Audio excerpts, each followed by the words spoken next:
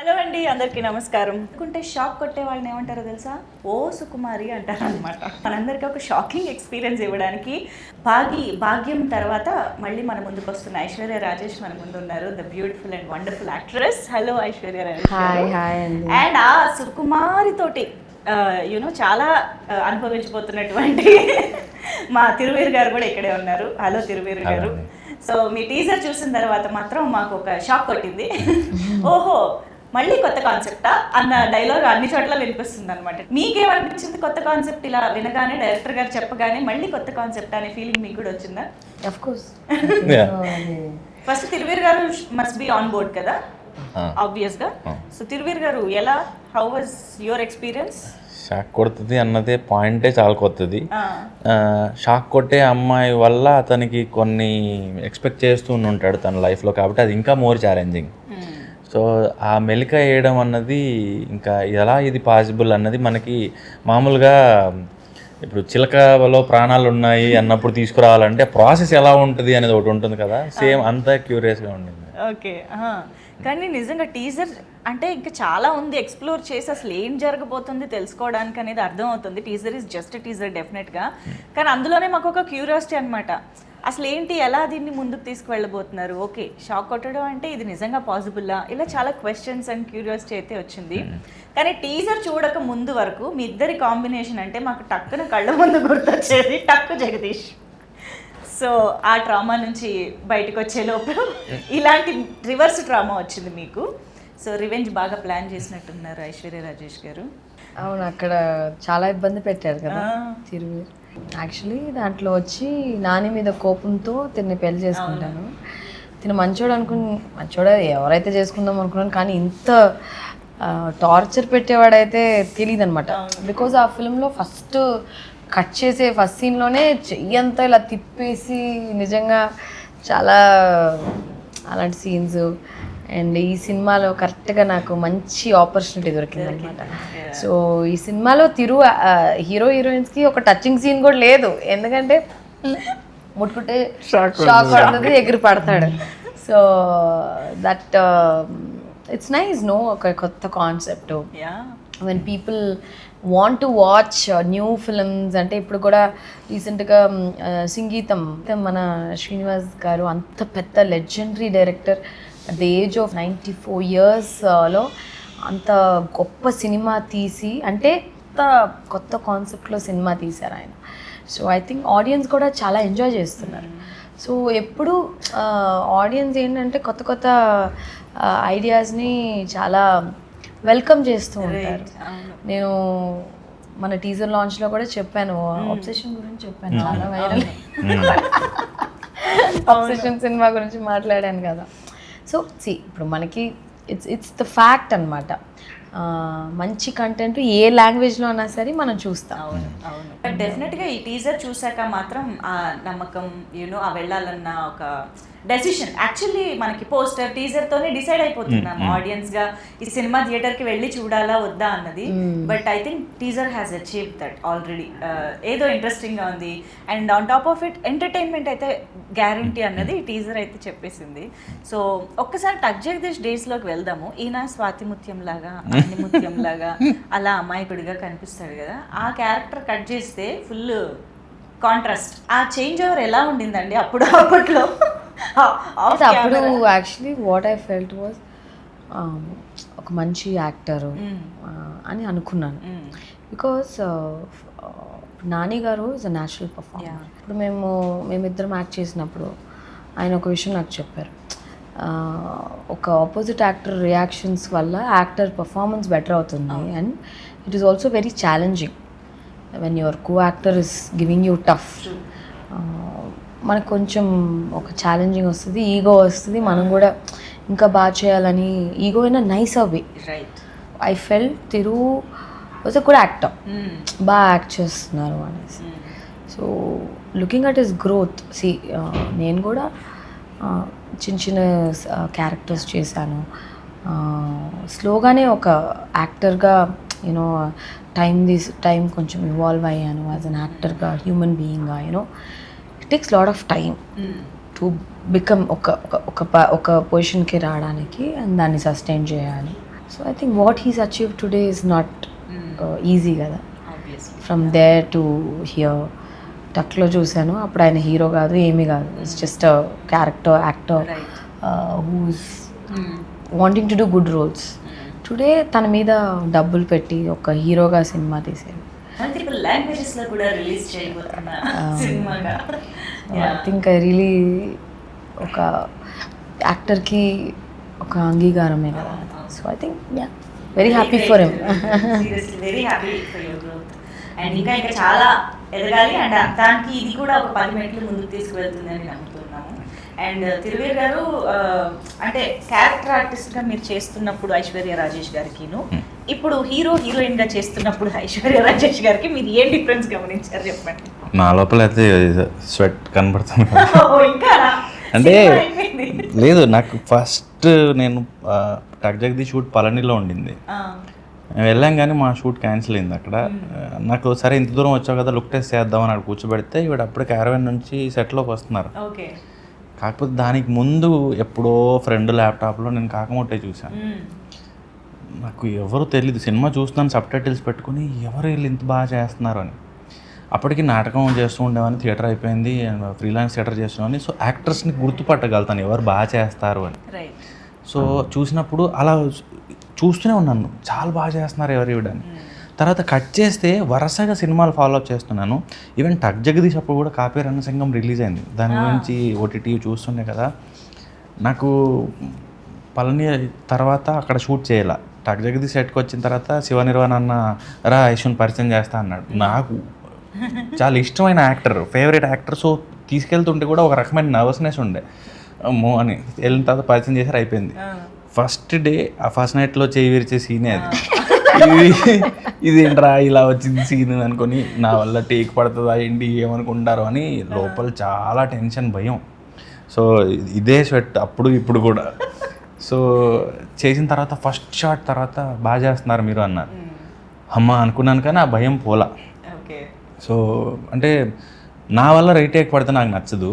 And that ఎదుట ఇష్టమైన actor ఉన్నప్పుడు ఇంకా భయం ఉంటుంది కదా. సో సేమ్ ఇప్పటికి కూడా అదే, ఈ సినిమా అయిపోయాక కూడా ఫస్ట్ డే బాగా చేస్తున్నారు మీరు అన్నప్పుడు ఏదైతే ఉండిందో ఇప్పుడు కూడా అదే. ఈ మూవీ ఫస్ట్ డే కూడా చెప్పండి ఒకసారి. ఈ మూవీకి ఫెమిలియర్ అయిపోయాం కాబట్టి ఇది కొంచెం ఫ్రీ అయింది, మాట్లాడుకోగలిగే. ఫైటా కాదు, గుడి దగ్గర గుడి ఫస్ట్ ఫైటే కదా. ఫైటే ఫైటే, అందులో నేను ఫైట్ చేశాను, ఇందులో కూడా ఫైట్ చేశాను. Actually there is one nice fight సినిమాలో, యాక్షన్ సీక్వెన్స్ ఉంది. అది మోకోబోట్లో you know about it. Mocobot అని ఒక కెమెరా ఉంటుంది, మోకోబోటే కదా. So this camera is like it's used for robotic camera అనమాట అండి. సో ఏమంటే ఒక కెమెరాలో ఇలా ఇలా రోబోట్ లాగా ఇలా సిక్ అని కెమెరా మూవ్ అవుతూ ఉంటుంది. So it's not like you'll do a separate shot, ఇప్పుడు ఇక్కడ ఒక కట్, ఇక్కడ ఒక షాట్, ఇక్కడ ఒక షాట్ కాదు అది. సో ఈ కెమెరాస్ వచ్చి చాలా పెద్ద పెద్ద సినిమాస్కి వాడతారు, కానీ ఈ సినిమాకి ఒక ఫైట్కి మేము వాడామన్నమాట. సో ఒక రోబోటిక్ కెమెరా, ఆ కెమెరాని సో రిహార్స్ చేసుకోవాలి. It's only one single take. So ఒక సింగిల్ టేక్లో ఫైట్ చేశాను. సో ఆ కెమెరా వచ్చి ఇట్స్ వెరీ గుడ్ ఎక్స్పీరియన్స్ కదా నాకు. అది దొరికింది, I was very happy. So ఇది ఇది ఇలా ఉంటుందండి. సో ఇలాగా ఇది camera.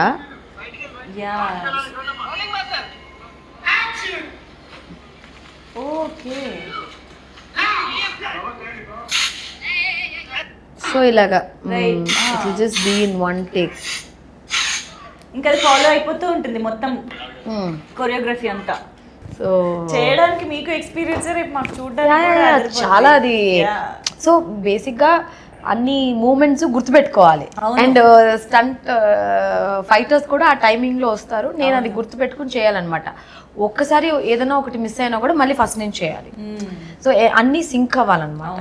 So that was one good experience. Shock only ఆయనకే కొడుతుందా, ఎవరు ముట్టుకున్నా కొడుతుందా?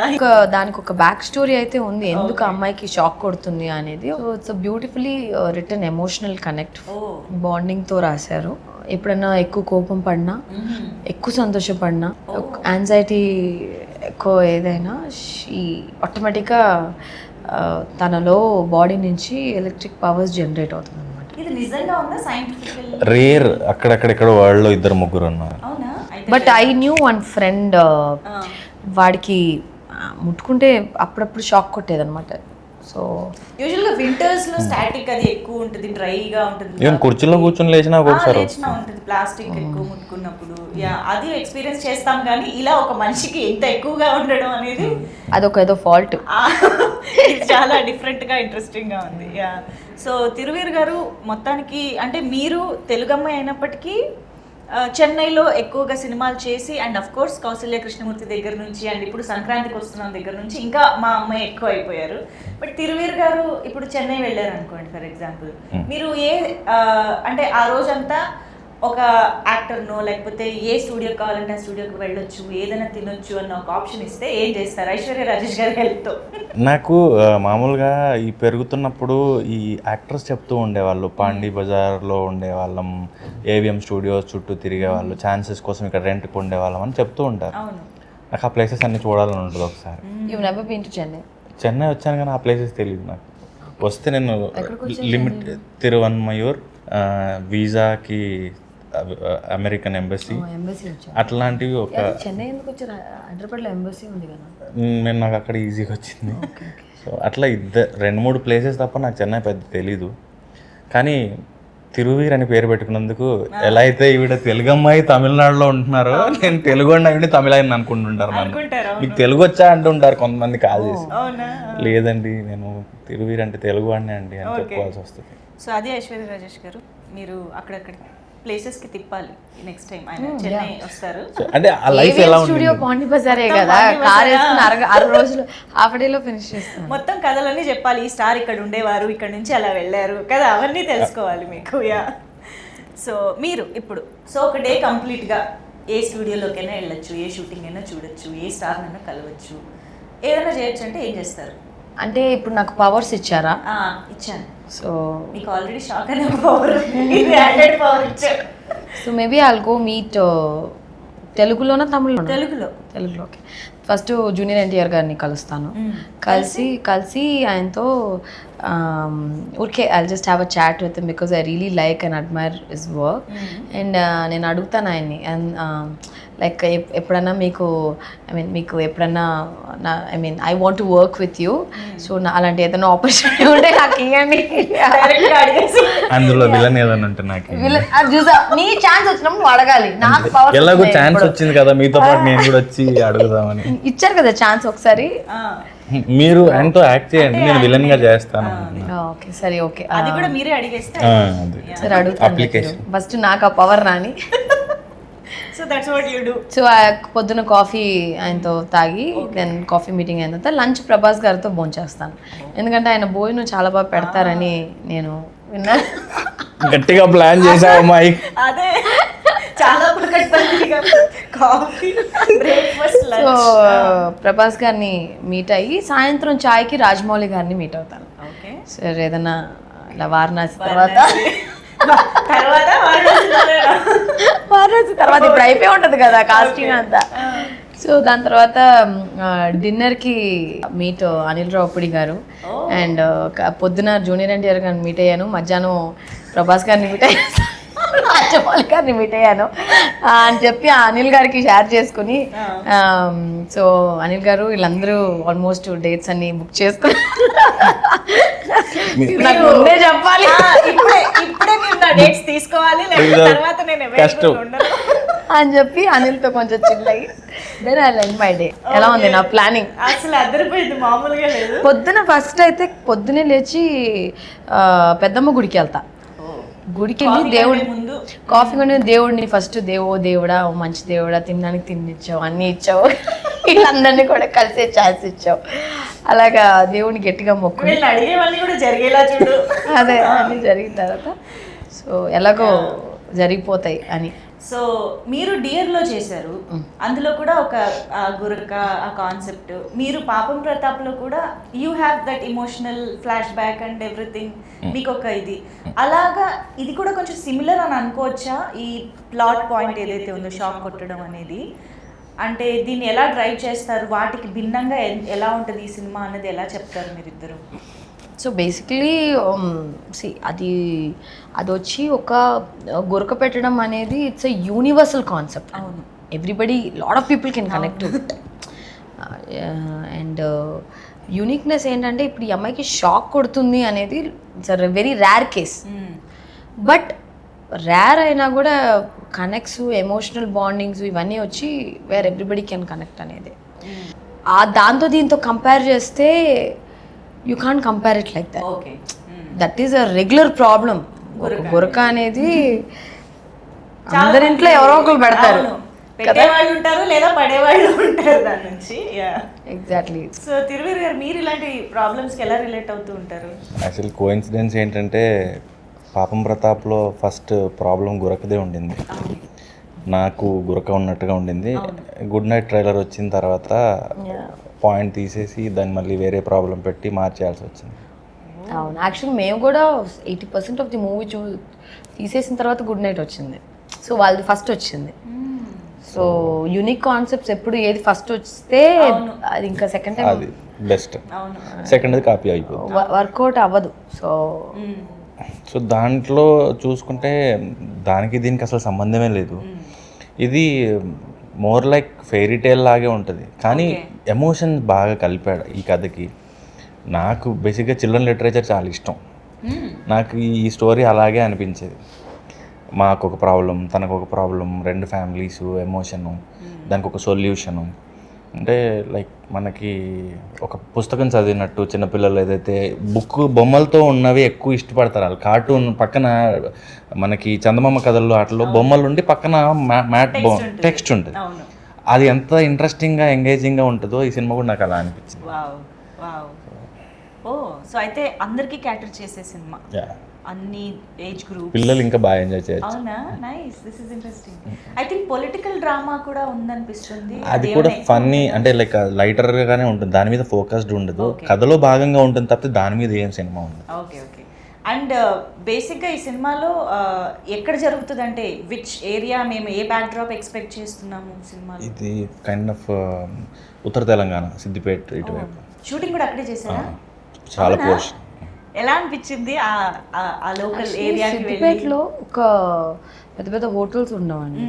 ఒక చిన్న ప్లేస్లో స్టే చేసాము. ఆల్మోస్ట్ 15-20 డేస్ అక్కడ షూట్ చేసాము.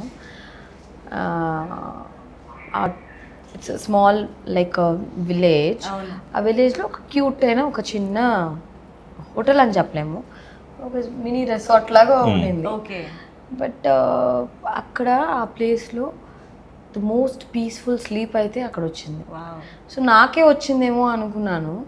ఐ ఆస్క్డ్ మన ఆనంద్ గారు, యాక్టర్ ఆనంద్, నాకు ఫాదర్గా యాక్ట్ చేశారు, ఆయన కూడా అడిగాను, సార్ இங்கே நல்லா தூக்கம் வருதில்ல சார், எனக்கு இல்லைன்னா அப்படி தோணுதா అంటే ஐஷோ எனக்கு కూడా அப்படி தான் తోணுது అని చెప్పారు ఆయన. సో నాకు కూడా అలాగే అనిపిస్తుంది అని. తిరు నీకు అలాగే ఉందా? Thiru also like ya it's very nice, అది యాక్చువల్గా చాలా బాగుంది.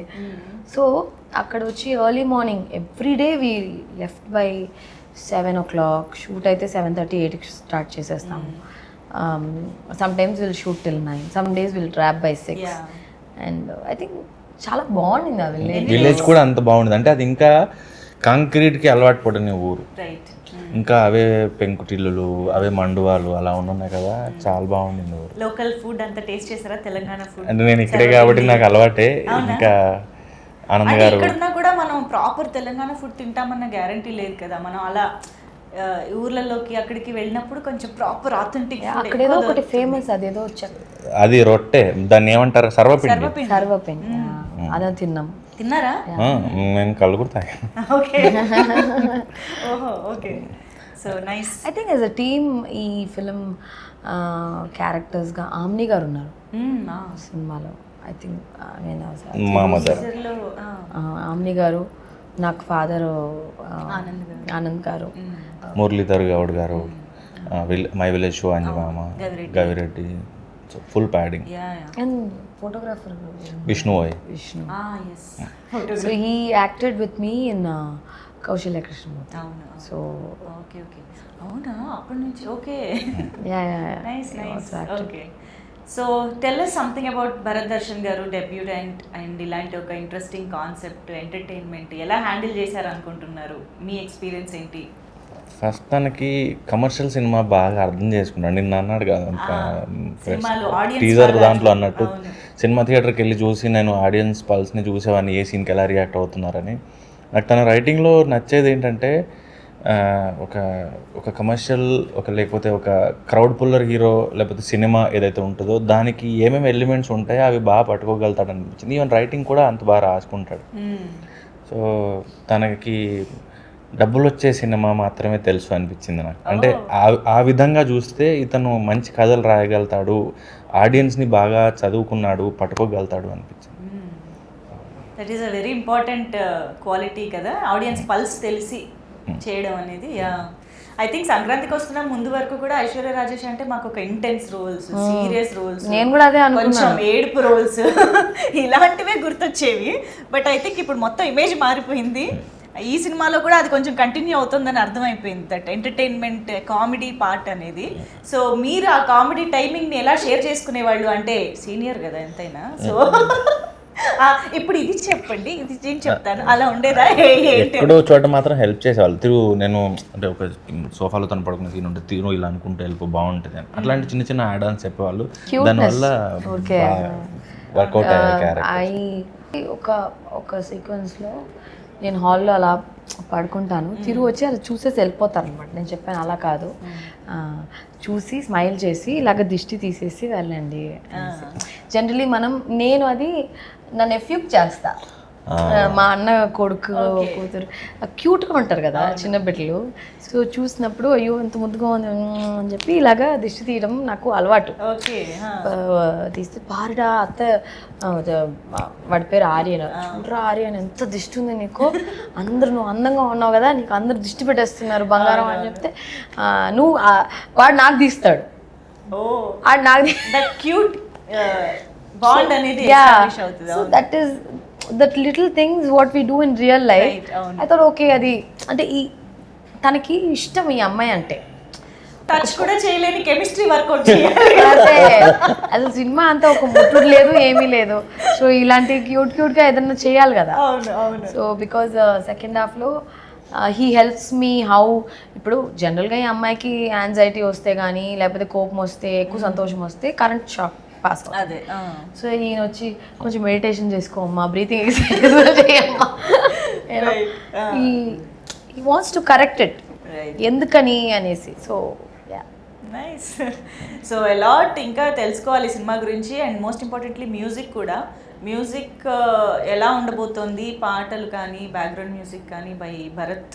నాకు వసిపూర్లో స్నేహ గారిది ఒక పాట ఉంటుంది కలారి అని, సౌండింగ్ చాలా ఇష్టం నాకు అది. నాకు మళ్ళీ భరత్ అలాగా అనిపించాడు. కొన్ని చోట్ల చాలా ఫ్రెష్గా అనిపించింది మ్యూజిక్. కొత్త అతను, నాకు పరిచయం లేదు సినిమాకి ముందు, ఏమైనా చేశారేమో, ఓకే అంటే రిస్క్ తీసుకుంటున్నారేమో అనిపించింది. కానీ అప్పటికి నేను పరిచయం అయ్యేప్పటికీ కొంత ట్యూన్స్ కంపోజ్ చేసుకున్నారు. అవి విన్నప్పుడు అసలు ఎవరితను ఇంత బాగా చేశాడని నేను వేరే సినిమాకి కూడా సజెస్ట్ చేశాను. సో అంత బాగా చేశాడు.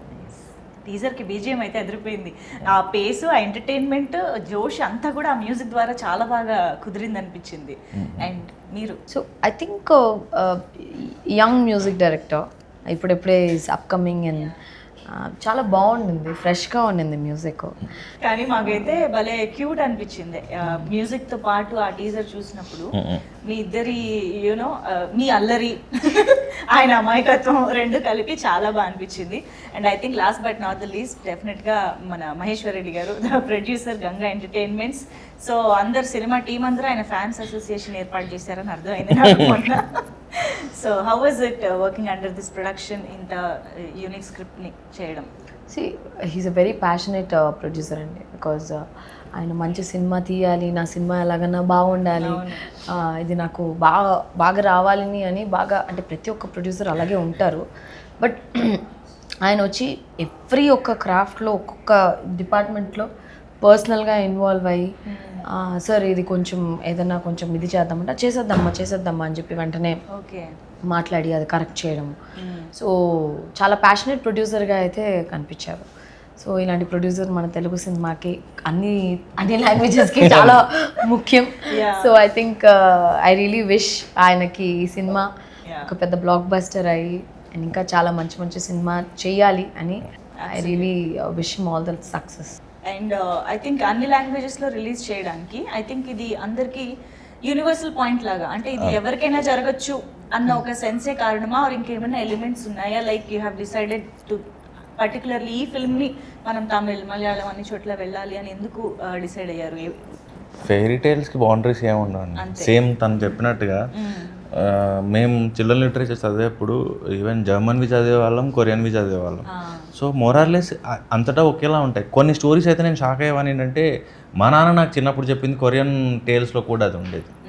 సో ఏషియన్ వరకు కొంత అయితే ఈవెన్ జర్మన్ మనకు చాలా మందికి రెడ్ రైడింగ్ హుడ్ కానీ లేకపోతే రెపన్జిల్ కానీ మనం ఎంత క్యూరియస్గా చదువుతామో అది ఈ సినిమా కూడా అలాంటిదే.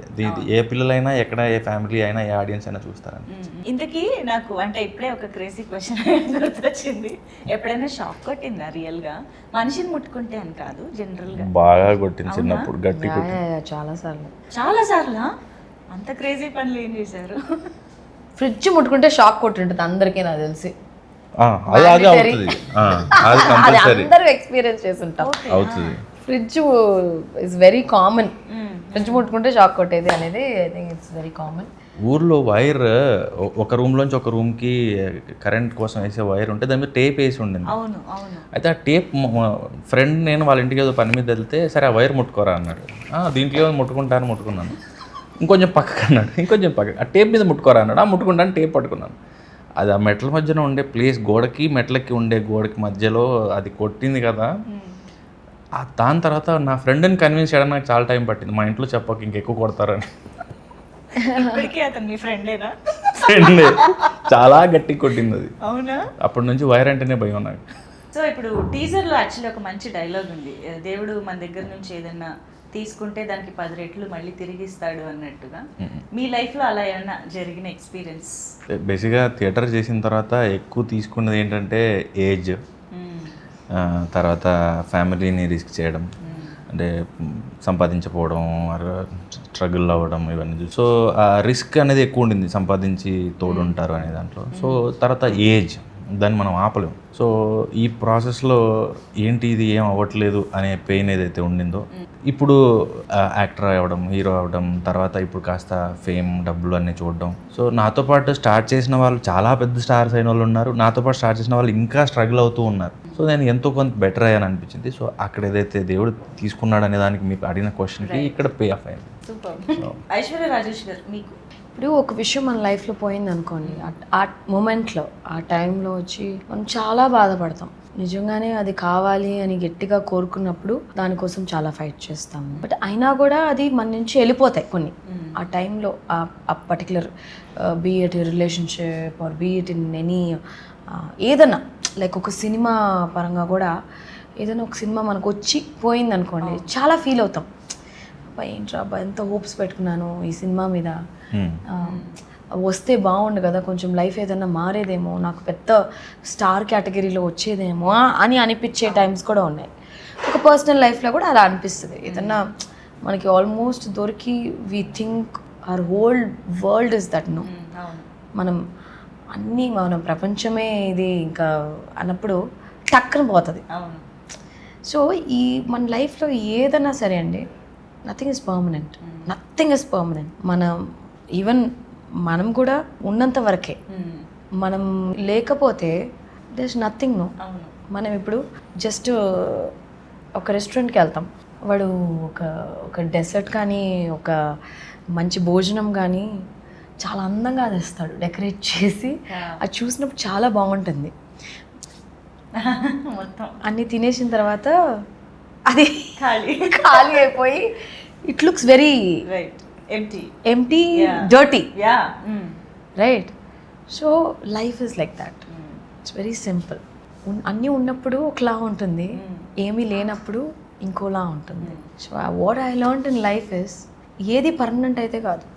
ఈరోజు ఇంత ఫేమ్ వచ్చింది, రేపు ఉంటుందో లేదో, లేకపోతే సో మనం దాని తర్వాత after some time when we look back no, అదొక పెద్ద విషయంగా అనిపించదు. ఓకే. మనం దేనికైతే మన లైఫ్లో ఏడ్చామో గీపెట్టాము సార్లే పోయింది అంత మంచిగా జరిగింది అలా అనుకుంటాం. So that's the dialogue deep meaning. దేవుడు ఏదైతే మన దగ్గర నుంచి ఒకటి తీసుకెళ్తే ఇంకా గొప్పగా ఏదో ఒకటి మనకి ప్లాన్ చేశారు అనేసి that's a beautiful dialogue actually. అది ఫస్ట్ టైం నేను విన్నప్పుడు అది అందరికీ కనెక్ట్ అవుతుంది కదా. That one dialogue time life లో మనకి ఆ ఫీల్ డెఫినెట్ గా వస్తుంది. మనం ఒక రోజు అనుకుంటాం ఇది మన లైఫ్ లో నుంచి వెళ్ళిపోయింది, దేనికైతే ఏడ్చామో అది వచ్చి అది లేకుండా ఉండమే బెటర్ బాబు అనిపిస్తుంది. చిచి దానికోసం ఏడ్చామా అని అనిపిస్తుంది. అయితే నాకు ఇప్పుడు ఈ పాయింట్ ఆఫ్ టైంలో ఒకటి అడగాలనిపిస్తుంది. అంటే టీజర్లో తిరువీర్ గారి క్యారెక్టర్ చక్కగా సుకుమారంగా తన కాబోయే అమ్మాయి ఎలా ఉండాలో డిస్క్రైబ్ చేశారు, కోరుకున్నారు. అఫ్ కోర్స్ దానికి కాంట్రాస్ట్ గా దొరికారు అనుకోండి, అది కాంట్రాస్ట్ గా దొరికారా? అంటే మాకు టీజర్ అదే అర్థమైంది. రియల్ లైఫ్ లోనా?